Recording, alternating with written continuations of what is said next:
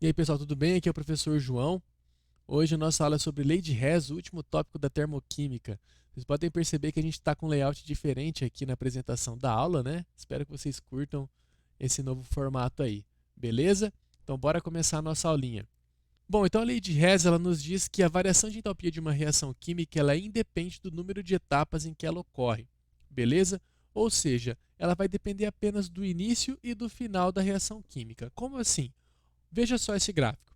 Nós temos aqui os reagentes A mais B formando os produtos C mais D. Nós temos um caminho energético aqui nesse gráfico, né? Ele passa lá pelos 120 kJ e cai até o menos 130. O que a lei de Hess nos diz? Que a variação de entalpia vai depender apenas do final menos do inicial. Não depende, no caso, de toda essa trajetória energética aqui que o gráfico nos mostra. Ou seja, o ΔH dessa reação será menos 130 kJ, tá bom? Bom, então aqui nós temos o primeiro exemplo que diz assim: são dadas as seguintes variações de entalpia de combustão. Então nós temos três reações químicas aqui, né? A reação de combustão do carbono, a reação de formação de água e a reação de combustão do metano, com seus respectivos ΔH. Beleza?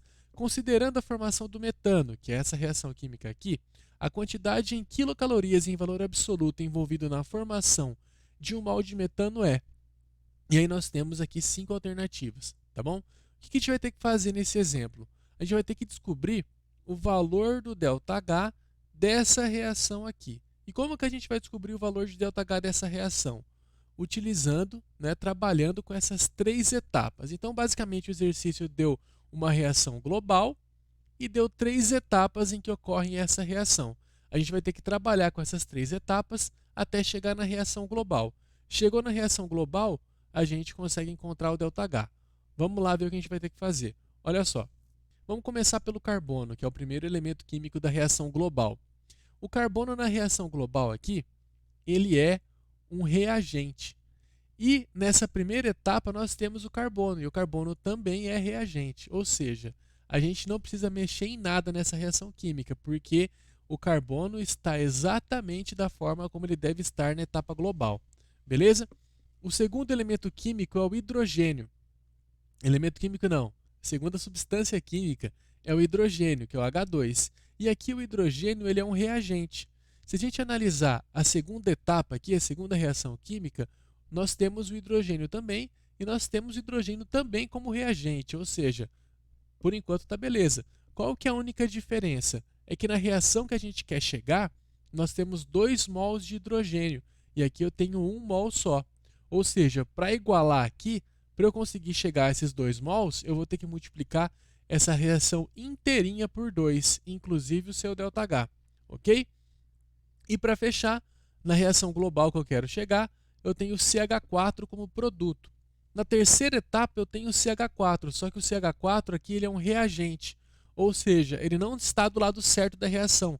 Né? A gente vai ter que inverter essa reação. O que significa inverter? Tudo que é reagente vai para produto, que tudo que é produto vai para reagente. Só que quando a gente inverte uma reação química, nós invertemos também o sinal do ΔH. Vamos ver como é que vai ficar isso daqui? Bom, então, como eu disse, né, a reação 1 a gente vai manter, a reação 2 a gente mantém e multiplica por 2, e a reação 3 a gente inverte. Então, a primeira a gente manteve aqui, tá bom? E, consequentemente, o ΔH também se manteve, permaneceu menos 94 quilocalorias.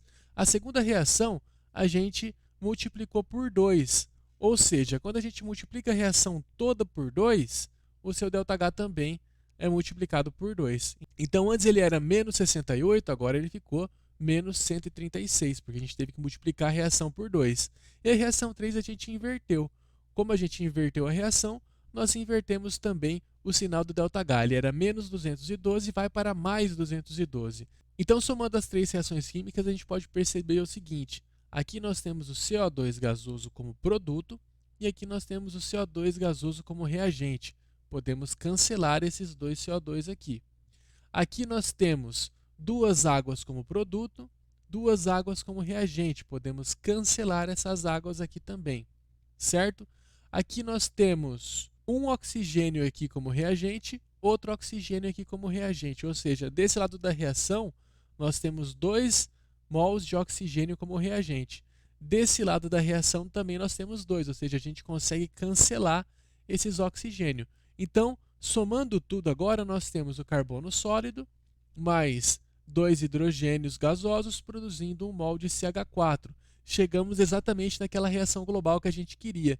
Então, se a gente somou as 3 reações, é só somar agora os 3 valores de ΔH, que vai ser igual a menos 118 quilocalorias. Então, a resposta certa seria, vamos voltar aqui, a letra C. Né? O calor envolvido aqui é igual a 18 quilocalorias. No caso, aquele sinal negativo significa que ele liberou 18 quilocalorias. Certo? Vamos para o nosso segundo exemplo. Bom, então o exemplo 2 ele nos diz o seguinte. O acetileno, que é o C2H2, usado nos maçaricos de soda a oxigênio, queima conforme a equação. Então, queima, ou seja, nós temos uma reação de combustão aqui. Tá bom? Então, essa aqui é a reação de combustão do acetileno. E aí, nos dados, ele apresenta 3 reações químicas.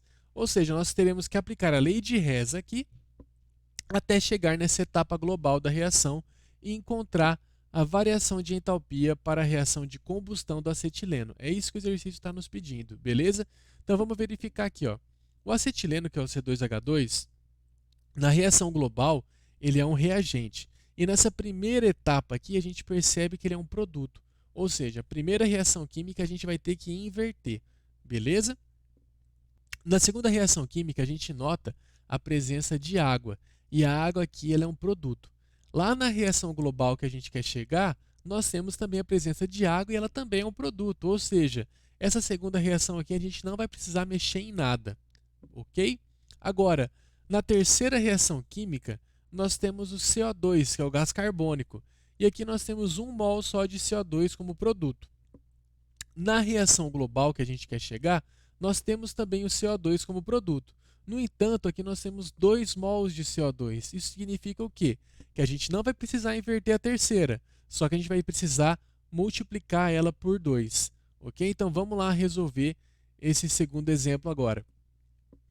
Então, como eu disse, né, a primeira reação inverte, a segunda mantém e a terceira mantém e multiplica por 2. Então, aqui invertemos a primeira reação, nós temos um ΔH de menos 54,2.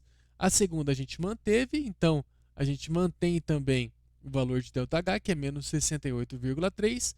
E por fim a gente mantém a última reação, só que a gente multiplica ela por 2. Então quando a gente multiplica ela por 2, nós também multiplicamos o valor do ΔH, que vai para menos 188,2. Bom, então, somando as 3 reações, a gente pode notar o seguinte, nós temos 2 mols de carbono como produto e 2 mols de carbono como reagente. A gente pode cancelar aqui. Nós temos 1 mol de H2 como produto, 1 mol de H2 como reagente. Nós podemos cancelar aqui também, beleza?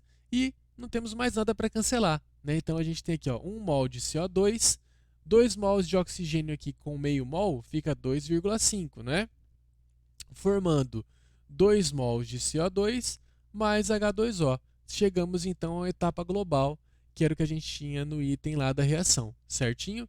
Então aqui somando os 3 valores de ΔH, nós temos menos 310,7 quilocalorias por mol.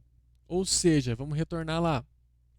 A resposta certa vai ser a letra C, ok? Então é isso aí, pessoal. Espero que vocês tenham entendido a aula de hoje. A gente falou um pouquinho sobre a lei de Hess e a gente se vê na próxima. Um abraço. Tchau, tchau.